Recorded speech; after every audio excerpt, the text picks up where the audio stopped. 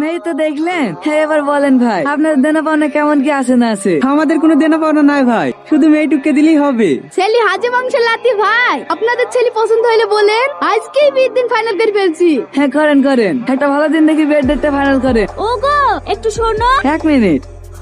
বুড়ি ছেলে পছন্দ না, ওদেরকে না করে দাও। পছন্দ না মানে?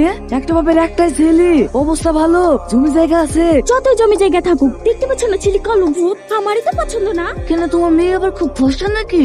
ফর্সা না হলো ওর মতো কালো ভূত তো না। ও ছেলে ভূত পূজা হয় দেখো, দুদিন পরে সব ঠিক হয়ে যাবে। মনে হচ্ছে তুমি সংসার করবা, যে সংসার করবে তারই তো পছন্দ না। যাও যাও, ডাইরেক্ট কি বলে দাও গা, মেয়েদের ছেলেকে পছন্দ করছে না। একটা শুভ দিন পাওয়া গেছে। থাক, আর দিন টিন দেখতে হবে না, ছেলে কালো তো মেয়ে তো পছন্দ করছে না, আপনারা এখন আসতে পারেন। ভাই মেয়েকে একবার বুঝে দেখলে হতো না? আব্বা চলেন।